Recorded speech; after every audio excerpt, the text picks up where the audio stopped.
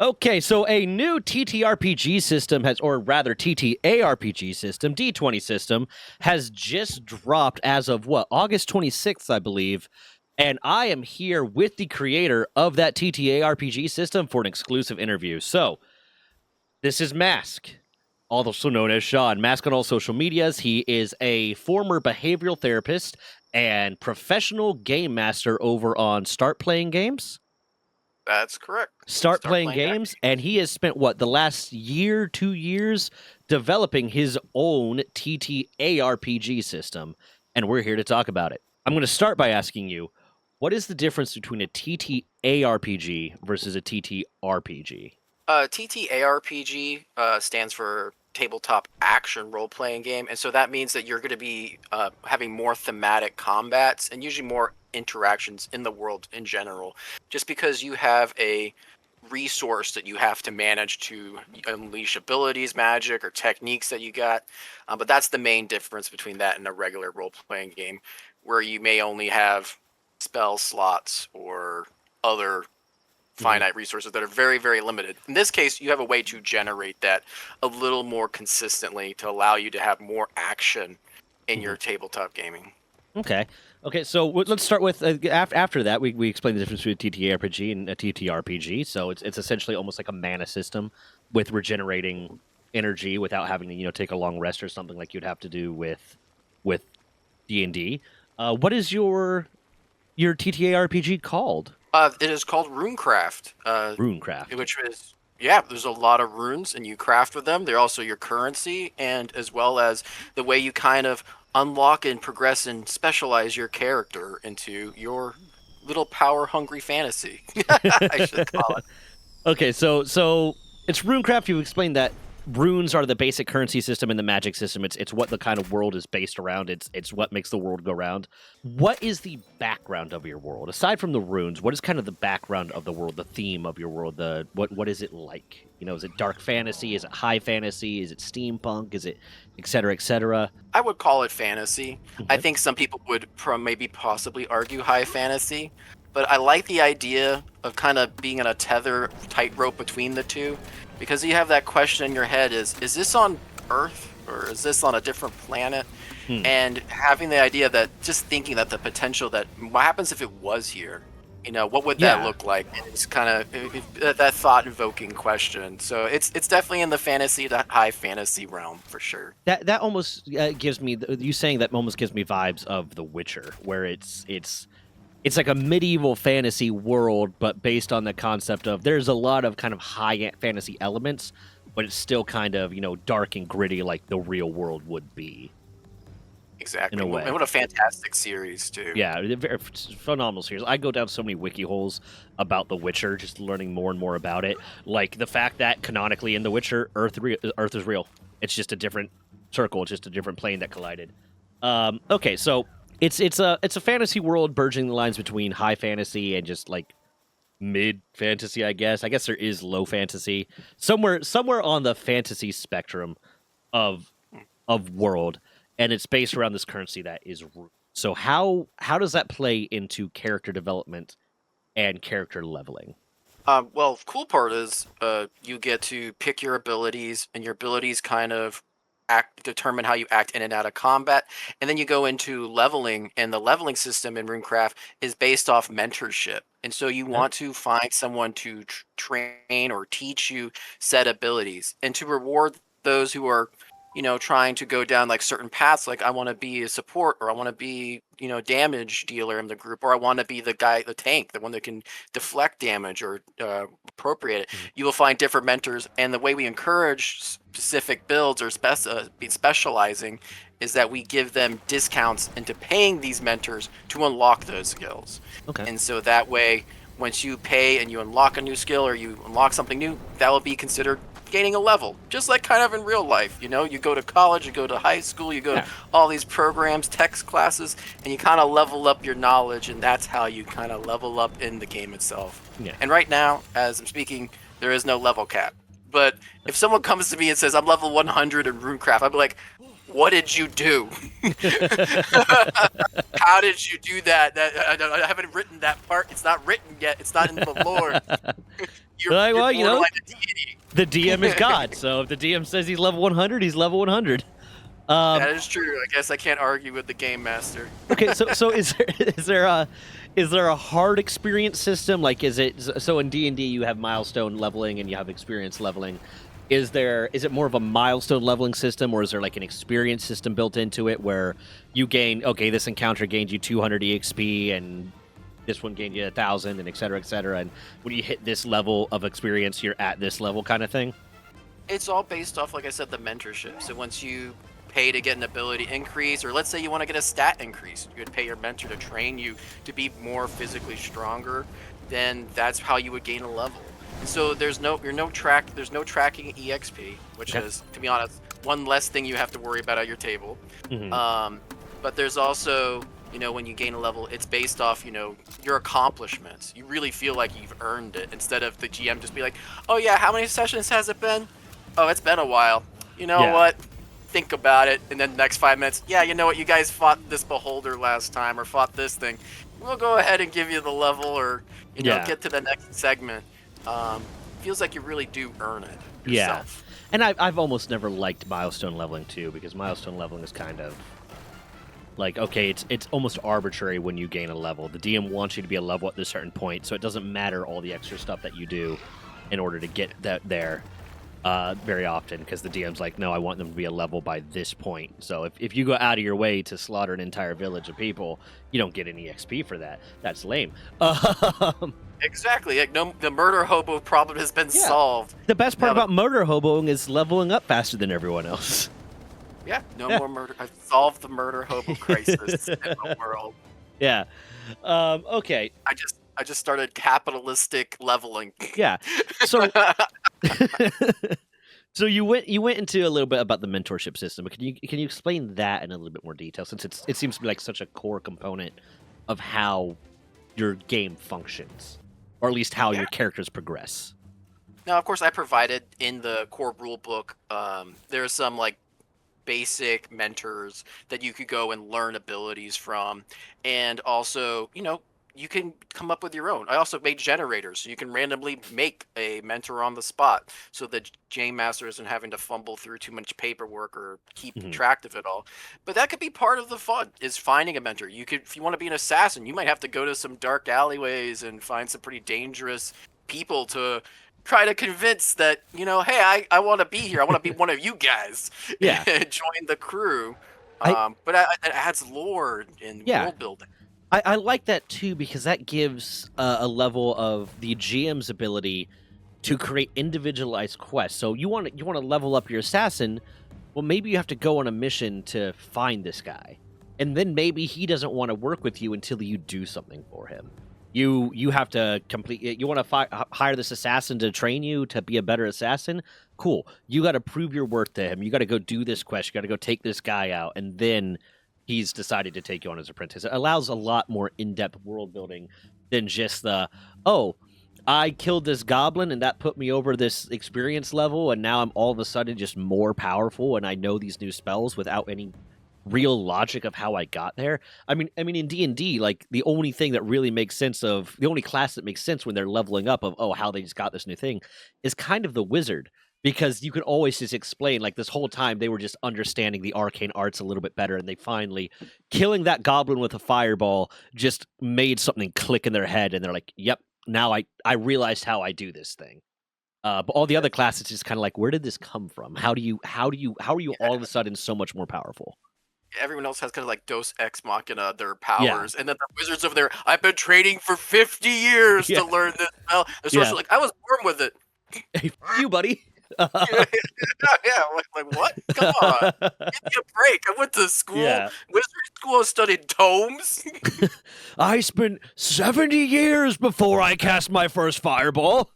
I kind of woke up one day and I was like, huh, fireball. Fun. Neat.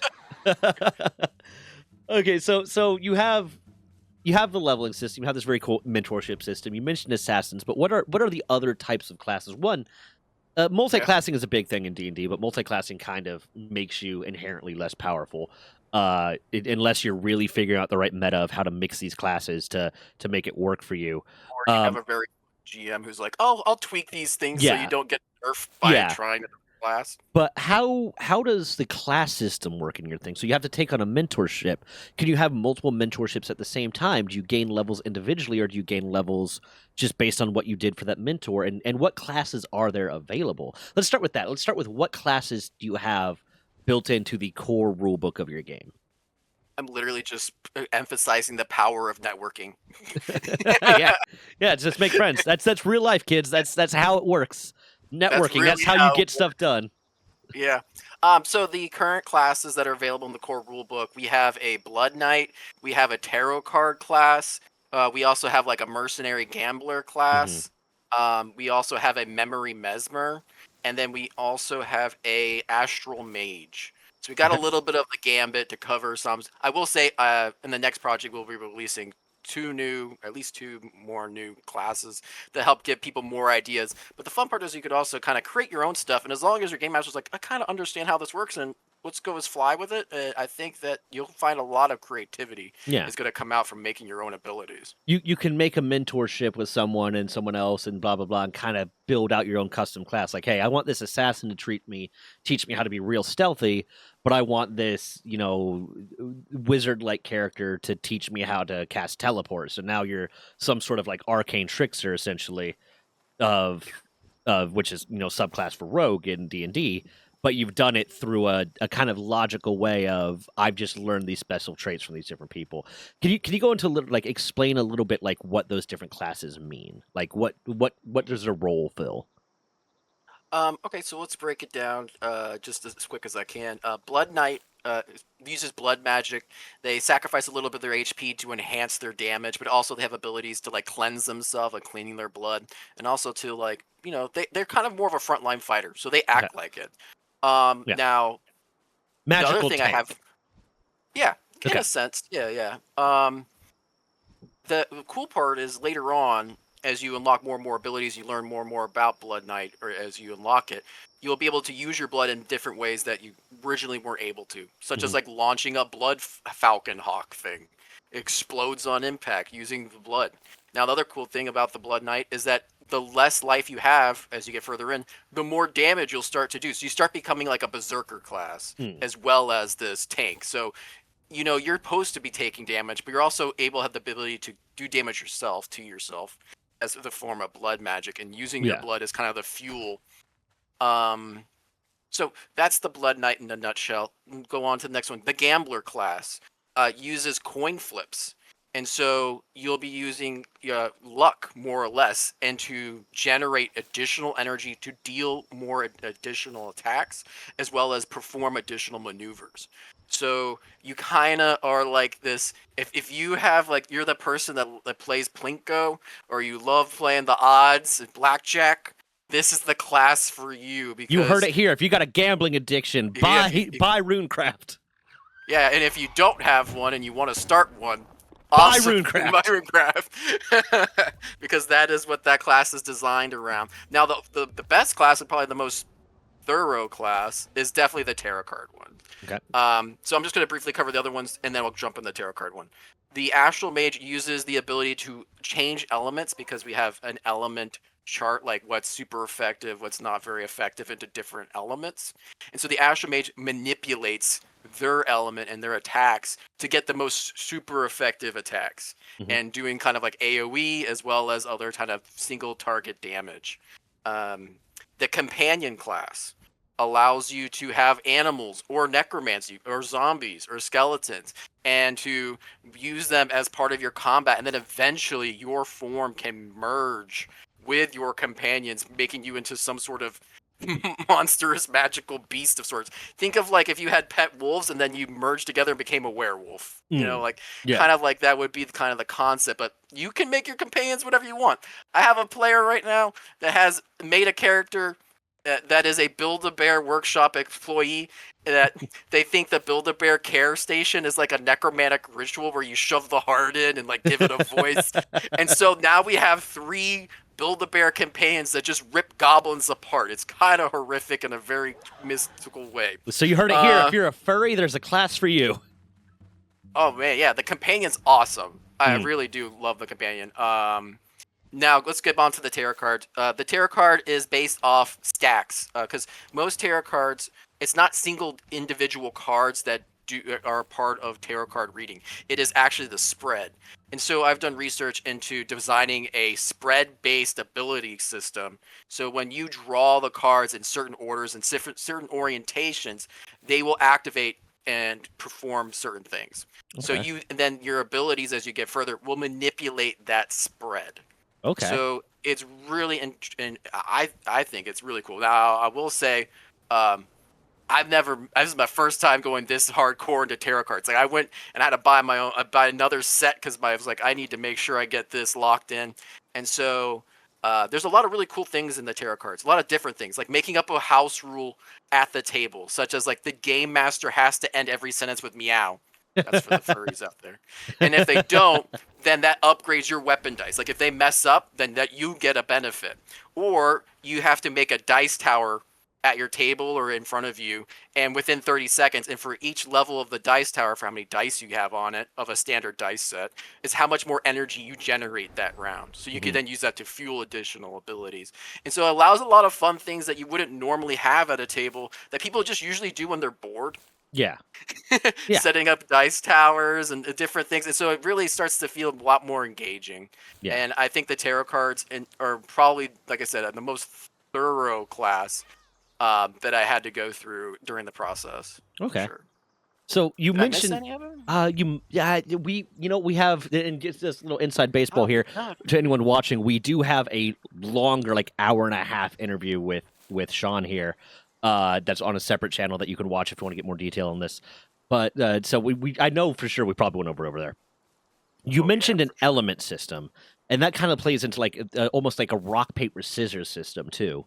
It seems like where you might be a less powerful like water caster than that guy is a fire caster, but you're using water and he's using fire, so that adds like a little bit of cleverness in choosing how you're going to go about this fight, not just based off of what is your most powerful spell that's capable of damaging this guy. Because in D&D a lot, it's like, okay, I know he has resistance to poison and to necrotic damage, so I'm not going to use those.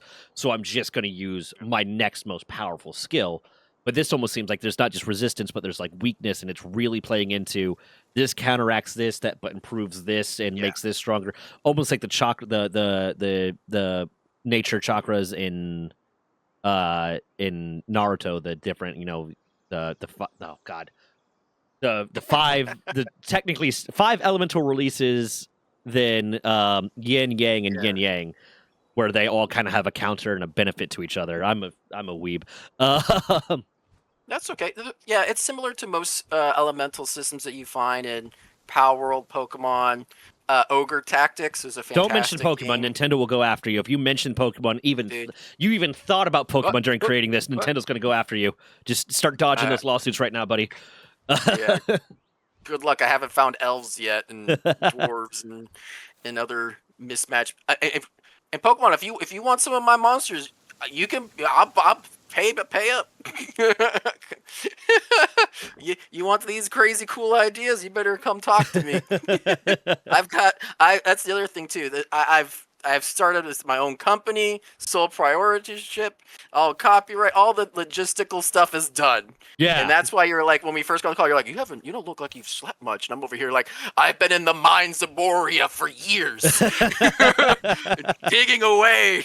They think they're going to find me? I don't even know where I am. A little for you guys that don't know, running a company is hard. It's not easy. Yeah, that's a very interesting system you have there for the rock paper system for it. I like a lot of what you've developed seems to be really playing into player choice and created a system that you created a system that allows the players to use their imagination, and it is in the core of the game that is kind of how it works. Instead of it being like, well, that's against the rules as written, but the DM's going to make a DM ruling that works. It's kind of like, no, it's the rules as written kind of allow for a bit of this creativity. Exactly. And I think that goes back to my background of just interactive media and design. And Yeah. I think the yeah the social, so for those who didn't catch the other recording, is that he's referring to the social pyramid. Hmm. And so in RuneCraft there is a rock paper scissors system in place when you go to talk to someone or negotiate or even interrogate someone, and it kind of is an intuitive system that allows you to, as you say, push the narrative, push the interaction. Hmm. I want you guys getting in there and making good arguments and making good reasonings and stuff like that. That's the fun part. That's what makes it hilarious when I have to distract a guard because I can't find the bathroom, and he's like, "Just find a bucket," and I'm like, "What do you mean? Do you see a bucket around here?" Like, there should be some give and take. Now, of course, it's not for everything. If you need to actually find a bathroom in a proper establishment, it shouldn't revolve around rock paper scissors. But it creates an easy kind of system to decide how an interaction is going to go. Yeah, that's what I think too. Yeah. I hope so. Yeah.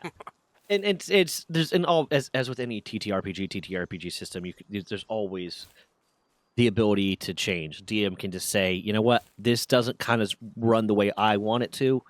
I'm going to slightly change this. I'm gonna make it run this way. That's how we're going to roll this kind of thing. Yeah, and I think the biggest thing is to compare it to what is the standard. And the Mhm, standard is usually you roll. You either get a great success with extra information, or you get no success and complete failure and get insulted probably, mhm, or you're somewhere in the middle. mhm. And it felt like that the conversation could go so many different ways to level it out to just kind of that. It felt a little disingenuous to conversation. And the part of this game goes back to my behavioral therapist background too, and that is creating a system that has good motivation, and it helps encourage those who struggle Mhm, with socializing, mhm. because it's not easy, and it is kind of like a game. You go up to somebody, be like, "Hey man, nice hat," and they'd be like, "Oh, I hate you too," and be like, That I think that would be an extreme response to "Hey man, nice hat," but yeah, I get what you're saying. "Yeah, you never know." They'd be insulted, but like, "I don't even like this hat. How dare you compliment me in my Hey hat?" man, nice Oh, hat. My father made me wear this hat. He told me if I ever took it off, I would be in trouble. yeah. I haven't seen him in 30 years, but I'm afraid to take it off. Why did you bring that up to me? Exactly. You never know what people are carrying around invisibly, right? So Yeah, yeah. I agree. It would be an extreme It'd be reaction, a but that is it'd be a this. pretty extreme reaction, but there you go. If you're DMing a session, if anyone who's watching is DMing a session, and someone says, "Hey man, nice hat," just throw in that trauma, throw in that hat related trauma How to them. dare Just have be ready for that. the guy has the Batman story background. He's like, "My parents both died. I was a child. This was the hat they were wearing. I will never take it off." I want you to make RuneCraft merch that has one of your characters just saying, "Hey man, nice hat," and a horrified look on his face. Just like this scream art Yeah, and the hat on just its head. just terrified of "Hey man, nice hat." Like what's It's that song? "Hey hilarious. man, nice shot," but "Hey man, nice hat." Mhm. Oh god, that song just popped in my head. It's gonna be there for a while now. Okay, it does seem so. You have here on your press release stuff, and I can post the press release. Mammoth, put it up here somewhere. You have here that you have like a character generator system. You have a calendar, weather, and random event generator system. So you have like a weather system built into it. You have a calendar system built into it. You have unique weapons and armor abilities. How do the weapons and armor work? And how We covered a do lot of stuff there quickly. yeah, we're going to go to weather and armor system.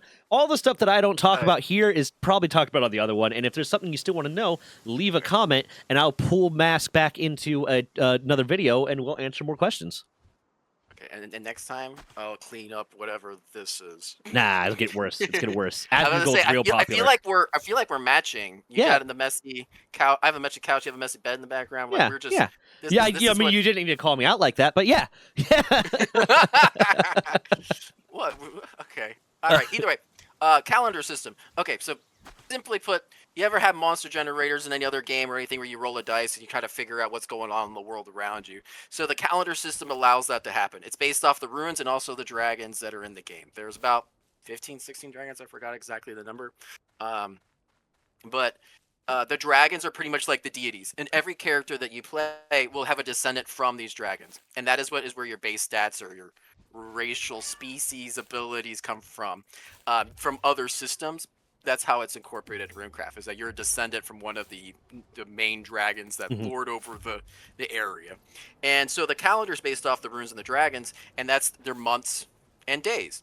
And then if you have a certain combination, so let's say Voltrix or Zul or whatever you want to call the dragon, on the day of air, you might see a lot of thunderstorms, and the air could be electrically charged, and so it may be very dangerous that day to go flying with your bird Pokemon.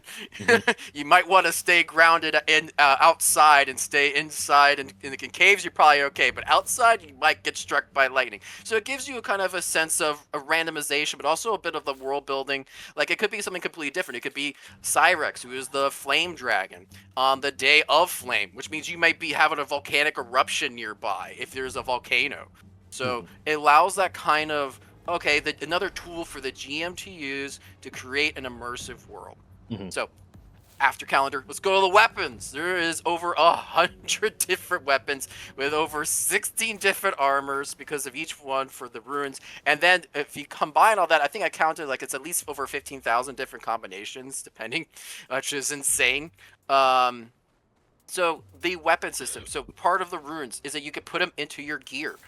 So you're not just kind of stuck with whatever your mentor's like, hey, peon, peasant, intern, you haven't trained enough, so you're not gonna know this ability. Instead, you can be like, hey, I have this rune I just acquired from killing a bunch of goblins in a cave. I'm gonna put it in my armor. Well, now guess what? Now I have earthen armor, and that'll be. And there's different descriptions, different layouts. They all look different. They have different abilities. Some passive, some active that you will get to use on a every day. Every day you get to choose where you put your rune into, Okay. and you can change that. And taking it in and out of your gear doesn't cause any actions or anything like that. It's just you can only do one rune per day. Okay. It's pretty much like the magical system. Yeah. Um, Now, covering the weapons too, a little bit. There's more to it because it is an action RPG. Um, how you wield your weapon is important. Instead of it just being like, I have a sword and shield, I bonk and I get an extra bonus, or I have a two-handed spear, I have a little extra range. But what happens if I hold it with one hand the next turn? Do I Mhm. get a different benefit? And then it's like usually no, you don't get anything. Yeah. And so in RuneCraft, we made it so like if you have an open hand and an opponent misses you, you can unleash a counterattack. And for each opponent that misses you, if you have an open hand, allowing you to have that freedom to counterattack, where a shield will protect you. We also have ranged weapons that hit you from further away. And I also merged spears and staffs together. I was like, why are we not putting blades on staffs? Yeah. Why would we not do that? That sounds so cool. Well, blade on a staff is a spear, naginata. So yeah, Yeah, yeah. exactly. But like, yeah, it's That's just a essentially what it staff. is. It's just a Just you made a staff. You put some metal on the end of it. right. Like, why not? Why not cast a spell through my spear? Hmm. That sounds so much more like convenient. Also, we put bayonets on everything, but just put a bayonet on the Yeah. spear. Yeah. Bayonet on a spear. Bayonet on a staff is just a spear. That's There's all it staff. is. Yeah. Exactly. Like, come on. Like, why are we? Why are we in the Stone Age over here with just clubs for every high arching? I feel like if we go to a Wizard Academy, I want to see a Wizard Academy of RuneCraft. Someone comes out with a Becta Corbin, a halberd, a Bardache, and they're all like, "Yeah, we're ready for combat." And it's like, who are you gonna fight? Oh, I'm ready for anybody. What? Yeah. Okay, so just to wrap this up a little bit, because we do have the again, if you want to see a much longer interview with Mask, myself, and another like very prolific or very well played DM, it's going to be linked at the end of this video.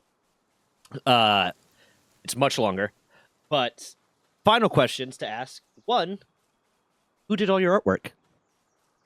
Ricardo Recto was a huge part of this. And I've still am using him. We both have a very high work ethic to get things done and get things churned out. He's an artist out of, I believe, the Philippines. So our time schedule is usually always on the other end. But he does a lot of dinosaur artwork and Godzilla and things like that. And I saw his stuff and I was like, man, that looks really cool. So I got him started on the dragons, and we kind of just built a friendship from there. And we still work today with together, Yep. making some sick monsters. Okay. Well, and with final question, What's next? What are you working on right now? You've released the core rulebook, but what are you working on right now? And by the way, core rulebook on dragonstackroar.com for $40. Which, when you Yeah, compare that to most other TTRPG systems, that's cheaper. Um, it is what's the next? digital version of the book. Yeah. Yeah. The physical edition of the book will be coming very soon. I've been having to fight back and forth with the printers. They're like, this page number isn't correlated properly. I'm like, what are you talking about? Yeah. Sorry. My personal grudges aside, and the cage match that's set for the future. Um, the next project, Sick Monsters. We're making a monster manual, and then it'll have adventures and everything. I've already got Ricardo working on the cover right now as we speak. But it's gonna be broken down into biomes, and so I like the idea of monster ecology. I think it's a huge thing that isn't entirely. If you go into the monster manual of most book, monster ecology is like 3 pages. Mm. That is like the most important thing. How do the monsters interact with the Yeah. environment? How does the environment interact with the monsters? And then how do the players fit into that scenario? Well, Yeah. if there's no environment developed, well, they're just going in there like Yeah. I call my players little terrorists, and destroy everything. And there's no reference sense. What happens if you do kill a bunch of wolves? Does it throw the entire ecosystem out of balance? Yeah. Are the rabbit populations going to go up? Like, I want to know. I want to Yeah. see the changes. And I So kind of yeah, that's focus on that a lot when I DM. Is I base like where my monsters are based off of that, and I base things that might affect them. If a player decides they want to make a certain decision, like a role play decision to help with combat, I base it off of what I've decided. If sometimes there's a little bit of ecology or behavior written about the monster, but if there's not, I kind of like, okay, this is what makes sense to me. I have a background in biology. This is what makes sense to me about how this thing would be reacting. So you can most of my combats that are against some sort of beast or aberration, you can RP your way out of, because that ecology plays an effect. So I like that a lot. But we're gonna wrap up here. Go ahead, support Mask, support this endeavor, buy the thing. I'm still trying to convince him to start a Kickstarter to help fund the rest of this, because he's put a ton of money into developing this himself, a lot of his own money, and luckily he has a very supportive fiance. So everyone say congratulations to Sean on getting married here soon. And follow him on. I'm going to link all of his social media stuff that he wants linked down in the description below.